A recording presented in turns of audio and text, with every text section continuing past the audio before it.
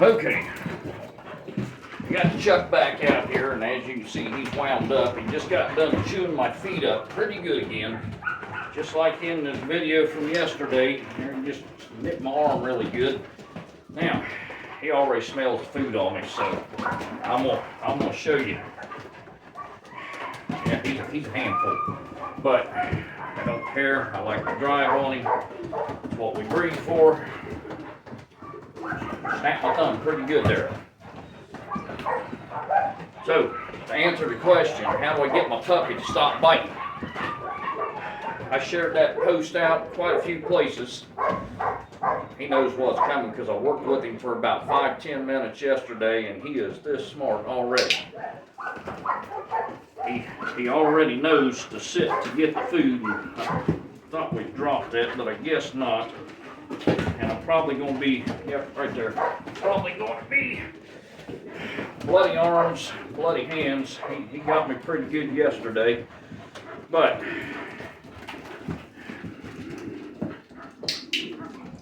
I was here about 10 minutes yesterday, and he picked things up really fast, and that was the first time I'd ever worked with him. He understands already. Sit for reward. This is one reason we train every single day instead of skipping days, because it's still fresh in his head from yesterday. We're not going to reward that crazy behavior, but we want to get him into some sort of position, whether it's sit, heel, foos. We're not giving all the commands right this minute. It's just leading the puppy in the position. And you see, he wanted to stay in that sit because he wanted the reward. I'll show you my hand here from yesterday. As you can see, he got me pretty good. I got slobbers on me already. I get it all the time. It ain't no big deal. If it's a big deal, you probably shouldn't own a working line German Shepherd. I shared that post around in a few groups yesterday, and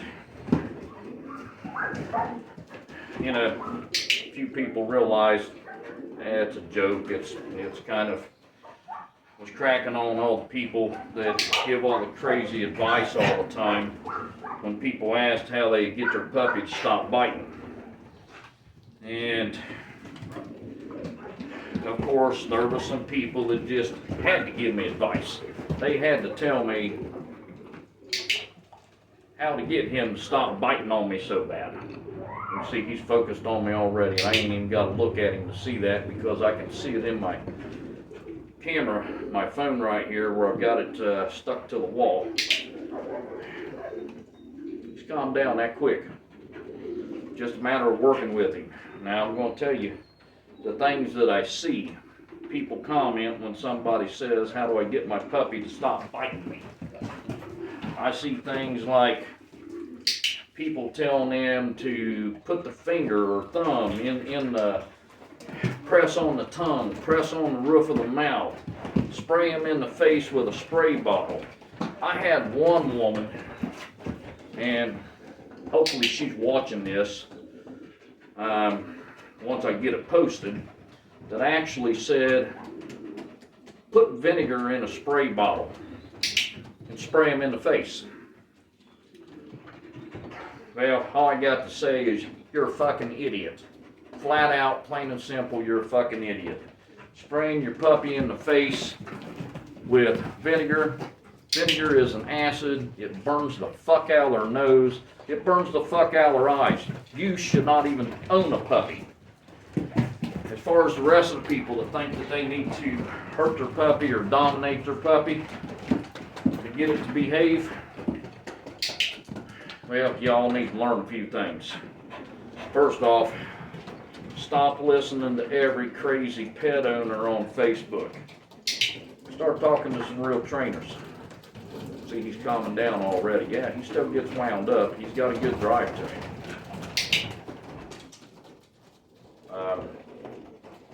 Start this clicker training. I'm luring him.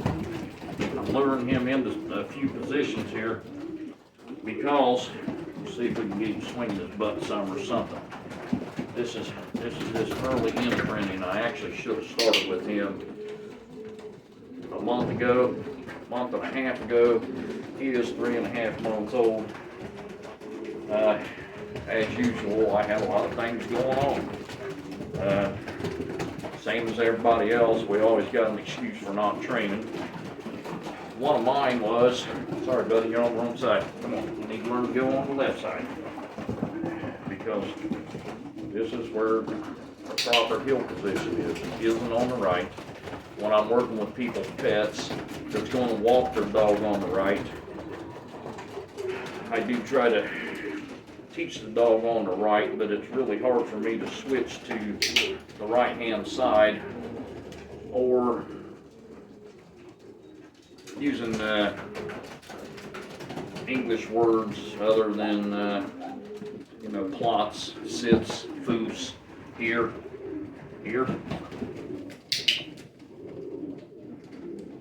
All we're doing in the beginning here is just luring this pup into positions. You really don't even have to do that if it's just your pet. You can see he just loves his frozen Billjack. He's settled down. After we get done here, we are going out to the front yard where I train, and we're going to get the flirt pole out, and we're going to do some bite work, and we're going to build his drive. We're going to make him completely batshit crazy, as if he ain't already. But we do bite work after obedience, and the dog starts to learn that it goes to do the fun stuff after all this. Kind of swallowed that one a little fast. I'm going to show you what I'm using here. We used to call this stuff puppy crack. They absolutely love it, and I will switch him. If you can see it there, it's frozen Billjack. It's really soft. It's a wet food. You buy it frozen in a bag. You thaw it out. You keep it in your refrigerator. This is one of the best things for puppy training right here. They absolutely love it. This is what he's getting fed. This is his feed. It's not a treat. Sure, it's kind of a treat in a way since he got raised on dog food, and eventually we're going to go back to the dog food in the training, but in the beginning I like to use this frozen Billjack. Hear my pigeons going off of the roof there. Something scared them up. Anyhow,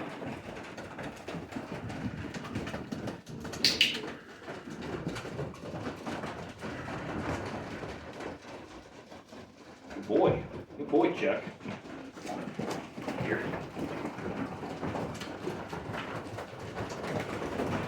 Yes, he bit my finger, my little finger, pretty good there. We want him to get used to following the hand in the beginning. I tried to work on plots a little bit last night, and I just could not get him to go down. And it's probably going to be about the same thing today, but what we'll do is we'll get him as far as he's going to go, and we'll give it to him. He'll get there. He'll get there eventually. I know a lot of people sitting back watching this, a lot of other trainers going to say, he should have never rewarded that pup. It didn't go down. He should have made it go down, forced it, pushed it, whatever. Let's get back in a sit, go down. That's as far as I get, that's as far as I get. He licked a piece out of my hand. Was the reason he broke it. Went off on his own there. Come on, come on. Sit. Lots. Went into a stand. I pushed back a little too hard. That is another position that I will be working on here eventually. Lots. Lots. Lots. Lots. Lots.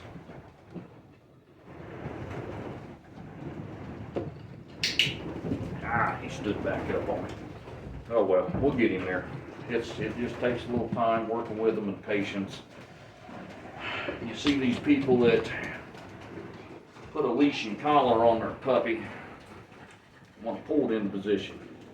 Or some of these people that want to step on the leash. That's what we call compulsion. It isn't a reward-based system. Most of them just don't understand the reward-based system. Yeah, they'll get results that way, but yeah, we're gonna work on that down a different day. Right now, we're just working on food comes from the hand. You can see him keep licking, and this is why. This stuff is really messy. It sticks to the fingers. He'll keep licking on that, chewing at it. Of course, if you can see that, he hit my hand pretty good there. Nice sharp puppy teeth. Sorry I didn't scream like a little girl. Didn't get out the vinegar and spray him in the face and scream and yell at him. I guess that's how all the people on Facebook are saying now. You need to dominate your dog. You need to show them who's alpha. Why in the hell do you need to dominate your dog? If you need to dominate your dog, the only thing you're showing your dog is you're an asshole.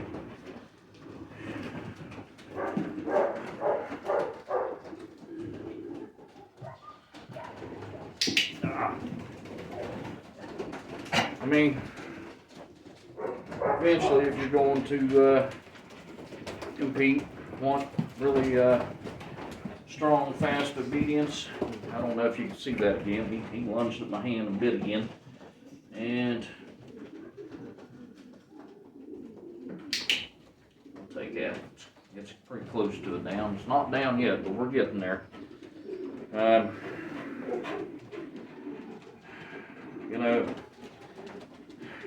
when the puppy gets to be older, when it gets closer to a year old, and it's already raised and it is what it is. We'll take that, buddy. We'll take that. There we go.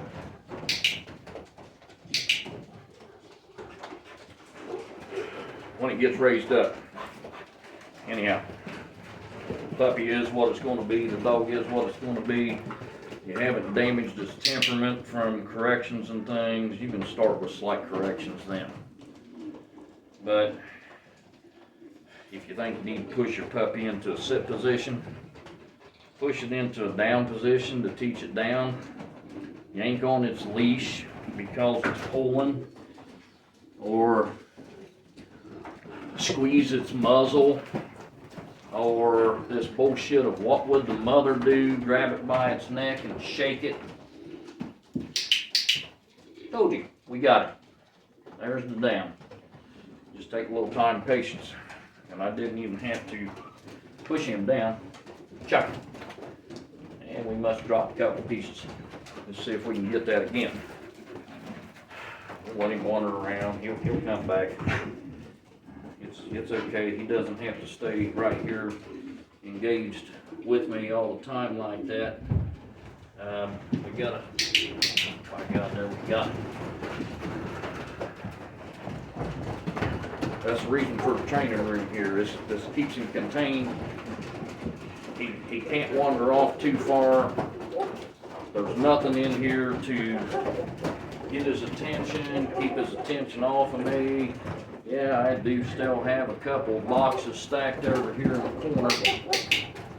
Now tell me he didn't pick that up quick. And y'all seen it right there.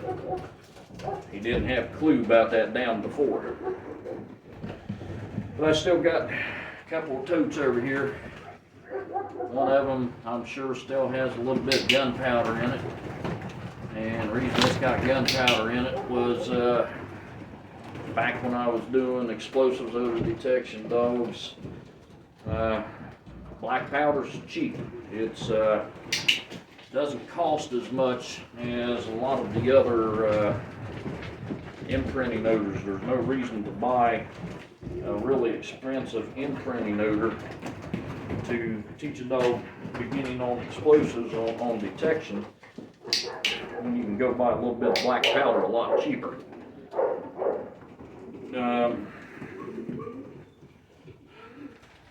Anything with a wick, such as a wick for a firework, or a wick for a bomb, or a wick for dynamite, or whatever, has black powder in it. So boxes are still sitting over there. They're not a big distraction. None of the dogs should go over and start messing with them until we start training on them. And it's okay if he wants one around. Like I say, he can't wander off. He's got to come back. You can see he's staying engaged. He's not chewing the shit out of my feet. He's not biting my legs. I've got to click. But we're just right now learning the clicker. Click means reward. Click means I've done right. I can click it while I'm feeding him, no big deal. But you really want to click and reward, the reward coming after a click. Once I get him understanding that the click means he's done right, click means reward, then see if we can get him back into this down position. Then training goes really quick. By God, he nailed it. That quick, that easy.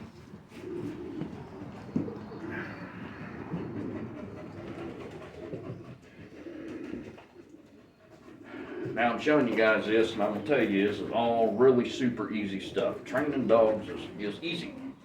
It is just time consuming, takes a lot of patience, and all of these people out there buying these titled dogs, health tested dogs that they're buying from other people just to justify breeding. There's absolutely no damn reason they can't train the dogs themselves other than they're lazy and they want fast money. Having said that, Bill Jack, that was rocking. You can see he gets wound up that quick. I got his drive going. That's it. Lots. There you go, buddy. Good boy. Having said that, I will say this: titles don't mean shit to me. Good dog doesn't have to have a title. And as far as all that health testing, I'm sure a lot of people's going to cry about this, but most people know that the whole DM test that everybody's swearing by, first off, they got to be carrying 2 copies of the gene in order to be affected by it, supposedly. Now, out of all the dogs carrying 2 copies of the gene, guess how many of them ever actually develop DM, degenerative myelopathy? A lot of people that says DM don't even realize it stands for degenerative myelopathy. They can't even say the word. Out of the dogs that are carrying 2 copies of the gene, 27%, 1/4 is all that ever develops it. They develop it after the age of 8, when a working dog's career is over. The other 73%, 3/4 of the dogs carrying the gene, double copy of the gene, not just 1 copy, not just a carrier, but 2 copies of the gene that they say is responsible for degenerative myelopathy. Only 3/4, only 1 out of 4 ever show any symptoms. The other 3 out of 4 never develop it. Never once have an issue with it. They never develop it. I call bullshit on that testing. I mean, you tell me how that test would hold up in a court of law. Beyond a reasonable doubt would be at least 51, 52%, but only 27%. So no, I don't get into all that bullshit. I've never had a dog with hip dysplasia. One person out there who got a dog on a breeding contract claimed that she had hip dysplasia out of one of my dogs, and she never finished out the contract. She never returned the dog. She is in default on the contract, and the contract had a deadline to be fulfilled by, or the penalty paid by. She put the dog down, so she can't possibly fulfill the contract. Returning the dog wasn't part of the contract. But anyhow, this same person, out of 5 dogs that she had at that time, one had barely passing scores. The other 4 all had hip dysplasia, anywhere from bad hip dysplasia to mild hip dysplasia. All 4 dogs came from different breeders. They were completely unrelated. The only thing that they had in common was they was all raised by that one person. The dog who had the worst hips was out of a couple of dogs that had excellent hip scores. So, I'm going to tell you this. I don't care who talks shit about it neither, because I know it's going to happen, and I just don't care. You prove me wrong if you want to talk crap. That's all there is to it. You can go run your mouth, whatever. I just don't even care.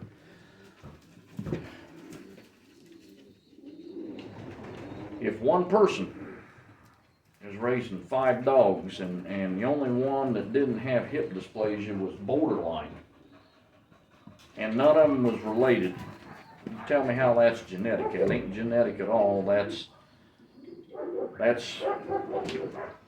environment. That's how they was raised. Now I'm gonna get into something else for you, and any of you who don't know about this can check this out. It's easy enough to Google it. Now the first part of it, you ain't gonna be able to Google and find it, but they've been, about 100 years searching for a gene responsible for hip dysplasia, and everybody claims that it's genetic, but yet they can't find the gene. There's plenty of dogs out there with hip dysplasia, but they can't find no common gene in any of them that says this gene is responsible for hip dysplasia. The OFA has even went so far as to say that some of it is genetic and some of it is environmental. But yet, they still can't find the gene responsible for what they're calling genetic. Now this is the part I want everybody to go on Google or wherever you want to go, hit your search engine and check this out. They have pulled DNA from 2 woolly mammoth carcasses, a male and a female. I believe the female was found in a really cold ocean at a really deep depth. But the DNA out of these woolly mammoths, there was pieces missing, segments missing out of the DNA. So somehow they know enough about woolly mammoth DNA from an animal that doesn't even walk this earth and hasn't in thousands of years, that they can tell us that part of this DNA is missing, and they know what parts are missing, and they're using the DNA from an Asian elephant to piece in there into the woolly mammoth DNA, and are hoping to clone these woolly mammoths and have them walking the earth again. I don't remember exactly what it is that the woolly mammoth did, other than knocking down some trees and things that they said kept undergrowth going in some forest someplace. Anyhow, you'll find all that when you get to searching on it. But now, how is it that they can piece together woolly mammoth DNA with an Asian elephant and clone these things, have them walking the earth again, but yet they can't find a genetic pointer for hip dysplasia. And the dogs with hip dysplasia are still walking this earth, and I'm going to tell you why. Because the shit is not genetic. It's how you raise them. It's how you take care of them. It's proper exercise. It's muscles and tendons that hold them together.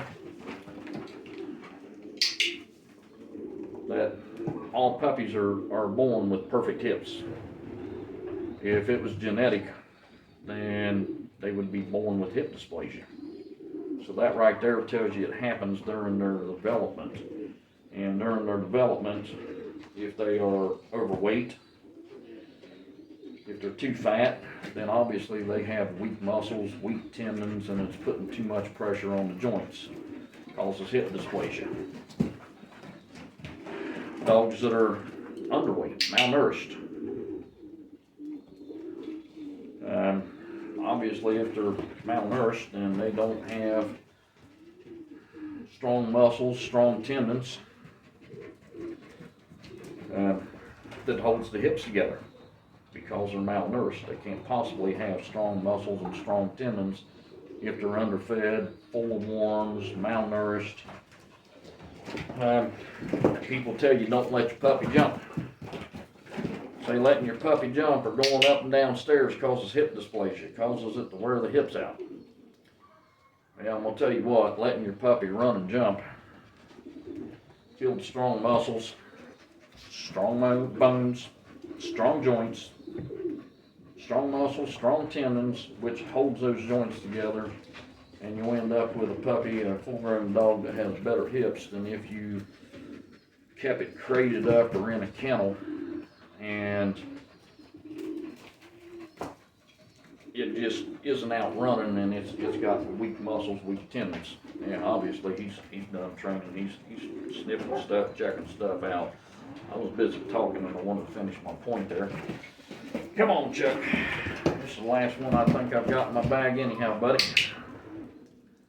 But I expect a lot of backlash from people that don't know any better. Obviously people who don't have enough common sense, because if you had common sense, you'd be able to figure all this out for yourself, or at least understand it.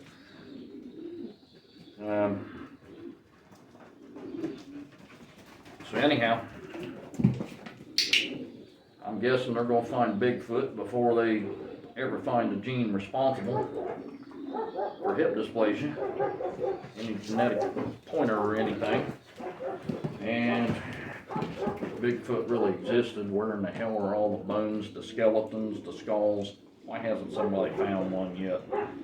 I believe we'll find aliens first. Too many other planets out there. Anyhow, like I said, I expect a little backlash out of this. I don't give a shit. Whatever. Follow me, don't follow me. Google, use your head, a little bit of common sense. Or be like the rest of the sheep and stick with the 20-year-old girls that's out there pumping out puppies, and the only thing that they've got to say about it is the parents are titled and health tested. They can't work it. They can't train it. How can they possibly know anything about it? How can they evaluate it? All they know is it's titled and health tested, and the biggest part of these titles and health tests coming over, especially from Poland. I've seen them firsthand. Dogs down in Kentucky. Came from a woman in Michigan. It's a long coat show line. Ain't gonna say his name or people's names, but the dog, we tried to speak to it in all these different languages. It wouldn't sit, it wouldn't down, it wouldn't heel. Got out the bite sleeve and the whip, cracked the whip, it wouldn't engage. Got the bite pillow on a long line, bounced it around in front of the dog. The dog wouldn't hit it. Dragged it back and forth in front of it. Dog still wouldn't hit it. Got the ball out, bounced the ball in front of it. Matter of fact, bounced the ball and it bounced off the dog's head a couple times. The only thing it did was move over, keep the ball from hitting it. And none of these people that's buying these things will get the dog out, work it, and show you that it actually has this title. And if the title's fake, then the health testing's probably fake. And none of the health testing has been proven through actual DNA genetics anyhow. Looks like he's ready to go out. But just to give y'all a little something to think about. It's time to take him out. Work a little bit with the flirt pole. Just show you, he's still wound up.